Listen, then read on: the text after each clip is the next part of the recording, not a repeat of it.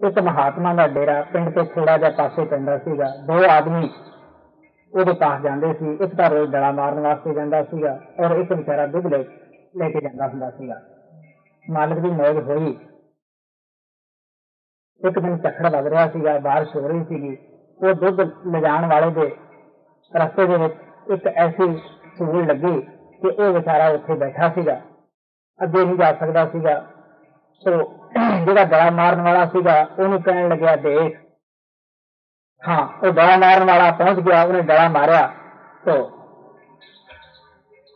मुड़ आया।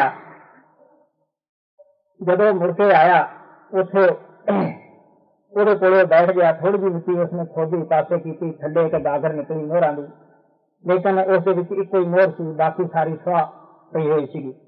वो उसनू कहन लग्या, जिसदे सूल वजी सी, तड़फ रहा सी, कहंदा, देख तू तां रोज दुध पिआंदा हुंदा सी, मैं रोज डला मारदा हुंदा सीगा। भरावा वेख मैनू, जे किते आ सुहा ना बनी, जे किते सुहा ना हुंदी तां जे सारा किते गागर सोने की भरी हुंदी तां देख ला मैनू कितना धन मिल गया सी, पर फिर भी एक मिल गई है। उसने सूल कड्ढी, महात्मा के कोले गया, जाके महात्मा के कोले रोया, कहने लगा, बाबा जी मैं रोज तुहाडा दुध लिआंदा हुंदा सी, देखो मेरे अज सूल वजी और वो जिहड़ा तुहाडे डला मारदा हुंदा सीगा ओहदे इस तरह करके जमीन खोदी तो उत्थों एक गागर मिली जिहदे मोहरा सन, लेकिन स्वाह की भरी हुई सी, मोहर कोई सी। संत हस के कहने लगे, देख बेटा तैं अज सूल ते चढ़ना सीगा, आ जिहड़ा तू दुध रोज लिआंदा सा, सेवा करदा सा, वो सूल करके कटी गई है, कुड़ी की सूल बन गई है। और उसनूं सारी भरी हुई गागर उहदे कर्मां दे विच लिखी हुई सीगी, मिलनी सीगी। जिवें जिवें ओह डले मारदा गया उवें उवें उसकी सुहा हुंदी गई। और एक ही बाकी उसने सिर्फ उसनूं समझाउण वास्ते भी देख डला मारे दा निंदा करीदा आ ही फल मिलिया, भरावा एक ही रहेगी। अगर वो एक ना छड़ रहिंदी तो उसनूं ये होना सी सारी सुहा दी भरी है।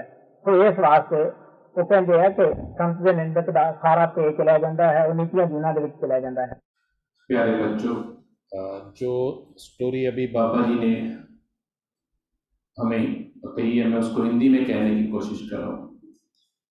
बाबा जी ने जो स्टोरी बताई उसमें एक महात्मा का गांव से आश्रम थोड़ी दूरी पे था। उसके पास दो आदमी आया करते थे। एक तो महात्मा के लिए दूध लेके आता था और दूसरा रोजाना महात्मा को पत्थर मारने के लिए आता था।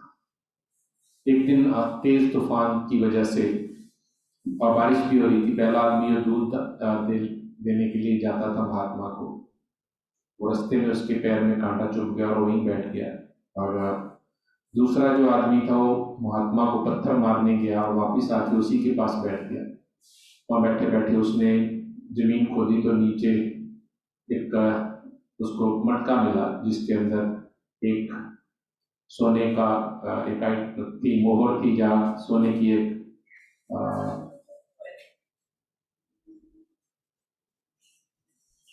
एक मोहर थी और बाकी की सारी गागर में जो मटका था वो राख से बनी हुई थी। और उसने कहा कि देखो तुम रोजाना महात्मा के लिए दूध लेके जाते हो और आपको कुछ नहीं मिला, आपको कांटा चुभा, और मुझे देखो मैं पत्थर मार के आता हूँ तो फिर भी मुझे ये सोने की मोहर मिली है। अगर ये पूरी सोने की भरी होती तो मजा ही आ जाता, लेकिन फिर भी मुझे कुछ तो मिला, तेरे को तो पैर में कांटा चुभा है, क्या इनाम मिला तेरे को। उसने उसको टॉन्ट मारा। तो वो जो दूसरा सेवक था वो उसने पैर से कांटा निकाला और वो महात्मा के पास गया। उसने जाके शिकायत के लहजे से कहा कि मैं तो रोजाना आपको दूध देने के लिए आता हूँ और मुझे तो पैर में कांटा चुभा, और जो आपको पत्थर मार के जाता उसको खजाना मिला, सोने की एक मोहर मिली है। तो मुझे बहुत परेशानी इस बात की थी कि ये क्या हुआ। महात्मा ने हंस के कहा कि देख बेटे, आज तुझे सूली पे चढ़ना था और तू मुझे रोज दूध लाकर देता था। सेवा का परिणाम, सेवा का फल जो तुझे मिला वो सूली की सूल बन गई, कांटा चुभ के ही तेरा वो कर्म पूरा हो गया। उस दूसरे आदमी को आज मटका जो एक ही मोहर मिली है कि उसको सोने का गहना मिला है, वो पूरा भरा हुआ मिलना था। उसने बुरे कर्म कर करके मुझे रोजाना पत्थर मार मार के जो उसकी मोहरें थी वो धीरे धीरे करके राख बनती गई। सिर्फ एक ही मोहर रही, वो भी इसलिए कि उसकी तसल्ली के लिए, ताकि वो समझ सके कि बुरे का फल, बुरा करने से फल बुरा होता है। अगर सारी एक भी मोहर नहीं रहती तो वो समझता कि ये मटके में राख भरी हुई थी और उसको अफसोस न होता। लेकिन काश वो महात्मा को कष्ट देने वाले के सारे कर्म खत्म हो जाते हैं। उन्होंने इसलिए कहा कि जो उसको कष्ट, जो उसने महात्मा को कष्ट दिया, उसकी वजह से उसके मटके में सिर्फ एक ही सोने का गहना रहा, बाकी सारी राख बन गई। और जिसने महात्मा की सेवा की थी उसके सूल चुभने के, कांटा चुभने के से ही उसके कर्मों का भुगतान हो गया, और बाकी जो उसको उस दिन सूली लगनी थी उसका वो उसमें तब्दील करके, गुरु में दया करके उसके कर्म को बहुत आसानी से भुगता दिया। इसलिए इस कहानी से हमें ये शिक्षा मिलती है कि हम सब जानते हैं कि गुरु हमारे ज्ञाता है, वो हमारे सब अच्छे बुरे का सब जानते हैं, और वो उनकी कोशिश होती है कि उनके शिष्य कम से कम बुरे कर्मों को का सामना करते हुए इस जन्म में अपने कर्म पूरे करें, और वो बहुत दया करके बहुत बड़े कर्म को भी बहुत छोटे में ही भुगता देते हैं। इसलिए हमें चाहिए कि अपने गुरु पे भरोसा रखें और अच्छे कर्म करें। गुरु पे भरोसा करने से हमें बहुत फायदा होता है। हमें एक तो दया मिलती है, हमारे अंदर बुरे विचार नहीं आते हैं, हम बुरा नहीं करते हैं और गुरु की दया प्राप्त करते हैं। और जो प्रेमी अपने गुरु की तरफ उनकी कहे अनुसार चलते हैं वो बुरे वक्त में भी हमेशा खुश रहने की कोशिश करते हैं। ये कहानी, जैसे मैं हमेशा कहता हूँ कि एक बाबा जी का मकसद रहा है कि अपने सेवकों को किस तरीके से अच्छे बुरे की पहचान करवा के अपने बच्चों को सीधे रास्ते पे चलने की नसीहत दे, उनको अच्छे और बुरे का निर्णय करके बताएं कि गुरु की सेवा करना कितना महत्वपूर्ण है, उसके क्या क्या फायदे हैं। और जो सेवा नहीं करते हैं वो भी, उनके जो बुरे कर्म होते हैं इकट्ठे होते रहते हैं और उनको लगता है कि नहीं हम बहुत अच्छे हैं, लेकिन एंड ऑफ द डे वो बहुत पछताते हैं। इसलिए जब भी बच्चे, जब हम बड़े कहीं भी प्रोग्राम होता है तो वहाँ सेवा के लिए जरूर प्रेरणा दी जाती है। लेकिन बाबा जी ने सेवा के बारे में भी बहुत कुछ बोला है कि सेवा करते हुए भी बहुत ध्यान से उस सेवा को बचा के रखने की जरूरत है। अक्सर हम प्रेमी सेवा करते हुए मानव न्याय के चक्कर में और अपने आप को बड़ा साबित करने के चक्कर में दूसरे प्रेमियों की इंसल्ट भी करते हैं, उनको बुरा भी बोलते हैं और एक तरह का हम हुक्म चलाने की अपने आप में कोशिश करते हैं। गुरु के दरबार में वही अच्छे सत्संगी बन पाते हैं, वही फायदा उठा पाते हैं कि जो गुरु के कहे अनुसार दूसरे प्रेमियों की इज्जत करते हुए जो सेवा का मौका मिला है उसको दिल लगा के और कोशिश करें कि उस दौरान सिमरन करते हुए करें अपनी सेवा। बाबा जी ने बहुत बहुत बार कहा है कि हाथ कार करनी दिल जार, ये अपना ध्यान अपने गुरु के चरणों में रखना चाहिए और अपना हाथ जो है वो सेवा करते रहना चाहिए। सेवा करते हुए कभी भी किसी की निंदा नहीं करनी चाहिए। अक्सर हम बैठे बैठे बातें करते रहते हैं और हम दूसरों के बारे में ही बातें करते रहते हैं। बाबा जी की वो बात की हथकार बनी तो होते हैं, अपने सेवा तो कर रहे होते हैं, लेकिन मन से हम किसी की निंदा कर रहे होते हैं, किसी का बुरा कर रहे होते हैं, किसी के बारे में बुरा सोच रहे होते हैं, उस सेवा का कोई फायदा नहीं, हम अपना वक्त खराब करते हैं।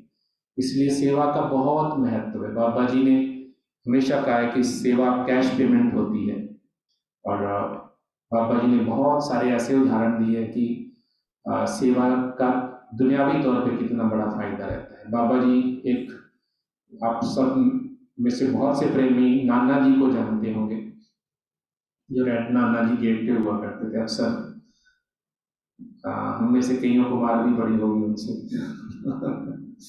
लेकिन वो उनकी ड्यूटी थी। और उनके भाई के परिवार से बाबा जी ने बहुत बार ये शायद सत्संग में भी कही है कि दिन में दोपहर में उनसे कत्ल हुआ था अनजाने में, उनकी गलती नहीं लेकिन फिर भी कत्ल हुआ था। तो बाबा जी का भाई, नाना जी का भाई बाबा जी के पास आके उसने फरियाद की थी। तो बाबा जी ने ये बोला था कि आप दिल लगा के संगत की सेवा करें, संगत के बर्तन साफ करें। और उस बाबा जी के नाना जी के भाई ने, मैंने भी देखा, हालांकि मैं उस टाइम बच्चा था, लेकिन मैंने भी देखा उन्होंने बहुत बहुत जबरदस्त सेवा की। वो एक तरह का मिट्टी के साथ मिट्टी होने वाली सेवा थी, लेकिन बाबा जी की दया से वो उनका पूरा परिवार बरी हुआ था, उनको कोई सजा नहीं हुई थी। ये दुनियावी तौर पे बाबा जी ने सत्संग में भी उदाहरण दिया। फिर भी जब भी हम सेवा करें, सेवा दुनियावी फायदे के लिए नहीं करें। ये ना सोचे कि हमारा ये फायदा हो और हम सेवा करें। पापा जी ने ये भी कहा है कि ये भी मतलब की सेवा होती है। गुरु तो जरूर दिया करते हैं, लेकिन हमने कर्म भी किया और कर्म भी हमने स्वार्थ के लिए किया, वो सेवा भी हमने स्वार्थ के लिए की। इसलिए सेवा भी जब भी प्यारे बच्चों और हम में से बड़े भी जिनको भी सेवा का मौका मिलता है, गुरु की समझ के करें, गुरु की संगत की समझ के करें।